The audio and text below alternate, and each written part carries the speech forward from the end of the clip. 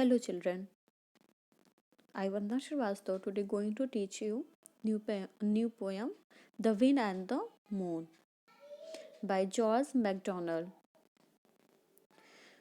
Before I start this poem, let's know about the poet.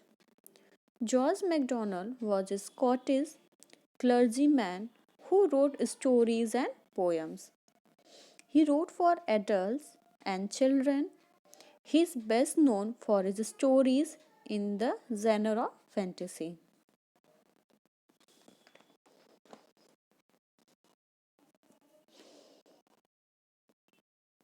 Student, in this poem, The Wind and the Moon, the wind tries to prove that he is stronger than the moon and believes that he has the power to blow her out of the sky.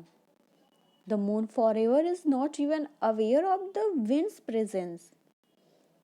And we can say this poem contrasts the arrogant behavior of the mighty wind against the calmness of the moon. And this is a narrative poem that tells the story of how the wind tried to blow away the moon, and it is focused on natural elements. It personifies the wind and the moon, and the poet uses the lunar cycle to tell the story. Let's start this poem.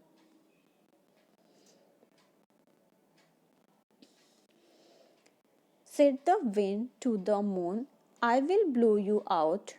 You stare in the air like a ghost in a chair, always looking what I am about. I hate to be watched. I'll blow you out. Students, in this poem, the wind has been personified as a man and the moon is personified as a woman. Okay, meaning of personified is, we can say, to describe an object or feeling as if it were a person. Then now wind and moon here personified. Wind is personified as a man and moon is personified as a woman. And the wind told the moon that he would blow her out because he did not like he watching to see what he was doing like a ghost in a chair. Here the moon is being compared to a ghost sitting in a chair because she is white and glows in the dark. The wind told the moon that he would not that he would blow her out. Why? Because he did not like he watching to see the wind, like he was like a ghost sitting in a chair. And wind hate to be watched. That's why he told that I will blow you out. Next paragraph, second stanza. The wind blew hard, and out went the moon, so deep on a heap of clouds to sleep. Down lay the wind and slumbered soon, muttering low, I have done for that moon. Slumbered means, student, slept soundly, and I have done for that moon. I have made sure that the moon has gone away. In this stanza, the wind blew so hard that the moon went behind the clouds to sleep. The wind was surprised at his own power. After doing that, he was surprised at his own power. He applauded himself, for he felt that he had overpowered the moon.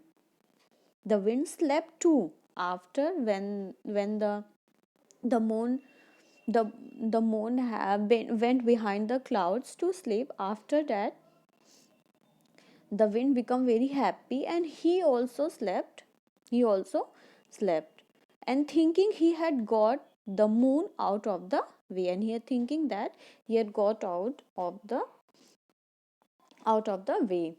And we can say that he was very happy that he had done what he want to do, and he was happy that moon has gone away by thinking that the moon has gone away.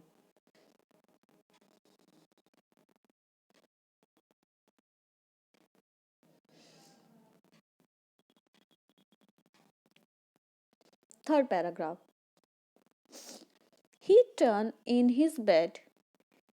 She was there again, on high in the sky, with her own ghost eye, the moon's own white and alive and plain. Said the wind, I will blow you out again. But later on, the very next day, he saw her again, high in the sky, with one ghostly eye, open and alive, open, alive, and shining. The wind saw that on very next day the moon was there with one ghostly eye, and eye open, alive, and shining. His ego was hurt. After seeing that, his ego was hurt. Why? Because the last night he was very happy, thinking that he blew to the moon, and he went behind the clouds. But when he saw the next day that moon was there in the sky and it was shining and it was alive, then his ego was hurt. So this time he was determined. After seeing that, he was determined to blow her out until she became a sliver. Until she became a sliver, he said, I will blow you out again, means I will blow you again. And he will blow means he want that he blew her out until she became a sliver means moon, until moon becomes sliver. Sliver means, a student, very small or thin, very small or thin. Fourth paragraph. The wind blew, sorry, four stanza. The wind blew hard and the moon grew dim. With my sleighs and my whiz, I have knocked off her edge. If only I blow right fiercely and grim, the creature will soon be dimmer than dim. Wedge means a triangular tool with a sharp and pointed edge made of metal, wood, or rubber used to break something. Knocked off her edge means took away any advantage she had over the wind.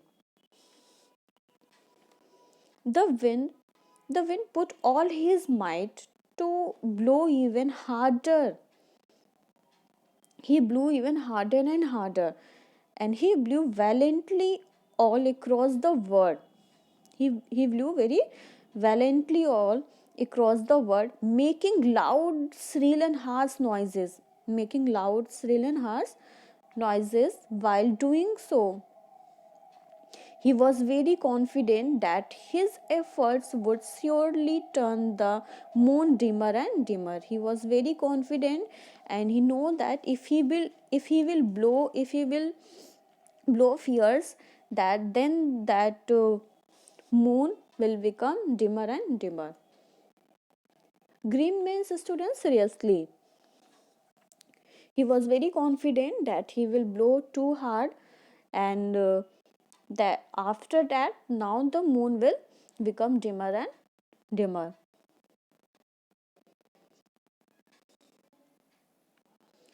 Next stanza, fifth stanza. He blew and he blew, and say thin to a thread, one puff more's enough to blow her to snuff. One good puff more where the last was bred, and glimmer, glimmer, glum will go the thread.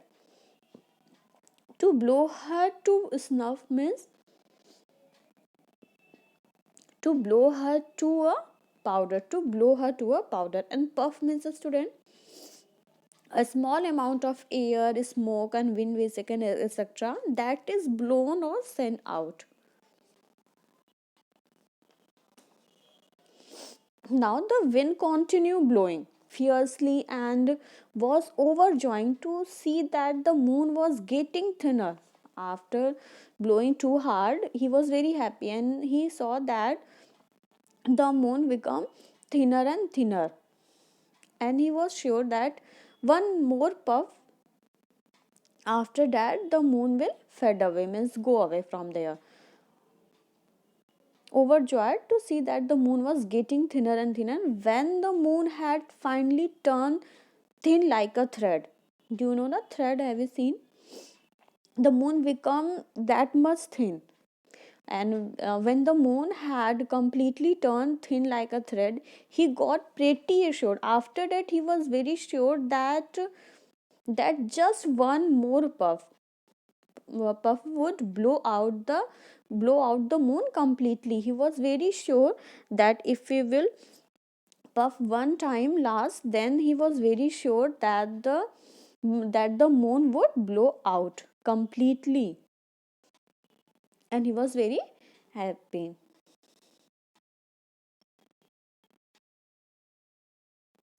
Students, in this video I've explained till stanza 5. In next video I will start from 6th stanza.